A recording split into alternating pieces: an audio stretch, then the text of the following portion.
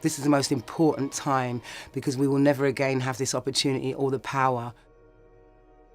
We'll be holding a major consultation day on the 27th of January, and that will be held at the Kensington Sports Centre. And that will be an opportunity for all residents of the Lancaster West Estate to come together with their ideas, suggestions. We are the people who have to live here. We're the people who have to walk through here every day. And we're the people who have to experience what it's like. What the council has promised is to create a model for social housing in the 21st century, and they've promised further to do that collaboratively and sensitively. And we need to hold them to that. We have this historically ingrained sense of community because of our history, really, and the past with the authorities generally. With the tragedy, I think there is a sense of solidarity that did not exist before. And that makes us stronger. I have a sense of pride for my area and where I've made my roots, and I would like to build a future here. People actually know your name, know what you do, and talk to each other. You don't often get that in many parts of London at all. Like, there's such a stigma around living through an estate, and like how's a bad area? My area is not a bad area, I know that for a fact. I want a modern home. A place where is welcoming and a place where is safe. We need changes to be implemented and complete that are common sense, basic, but reliable. The estate looks run down, it looks old, it looks decrepit. The block looks like a prison. They need to modernise it, redecorate it. The whole estate needs to be refurbished. If a guest walks in, I want them to be welcome. I guess the inside of the blocks could be a bit redesigned. It's quite gloomy and the colours don't really match. It hasn't had a paint job since 1974. The outside, the walkways, they really need to be worked on, just to be cheered up a bit. We've looked like, a branch of wormwood scrubs for so long now. It's time that changed. I would like to have double glazing windows. The windows are still the same windows they put in when they built the thing.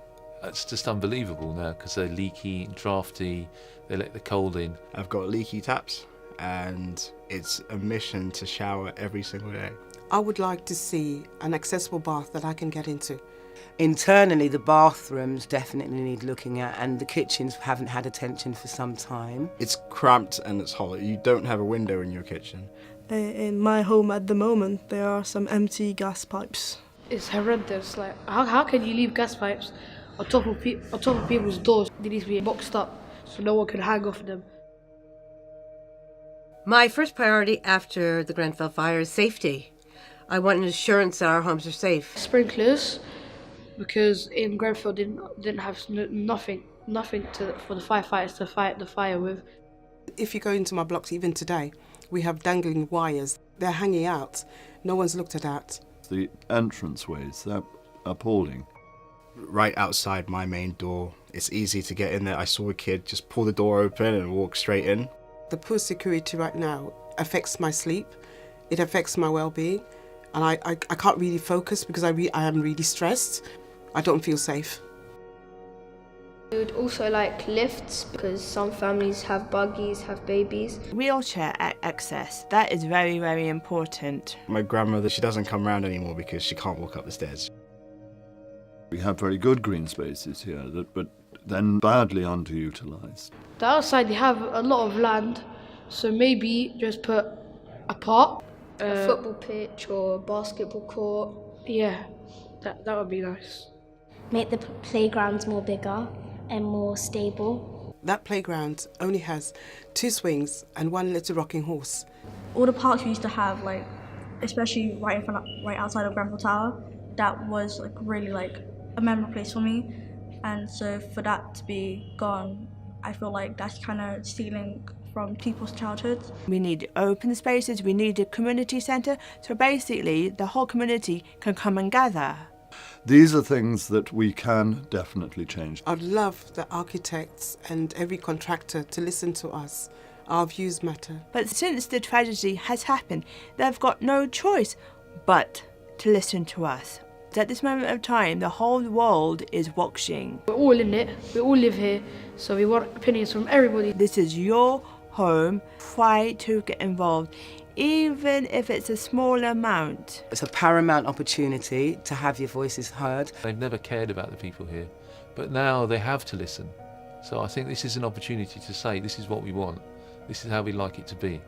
I'm going to the consultation on the 27th. You can actually voice out what's going on, what's affecting you, and there's people there who will probably agree with you because they're going through the same thing. It's something that's really worth fighting for. We all watched our neighbours die. We watched people trying to get saved for hours on end on that night. But this is something good that could emerge. It's not going to cure anything that happened, but it is our chance. We've been unvoiced for too long. This is our chance to have a voice and to actually create something that we can be proud of, and a home where we can be proud to live.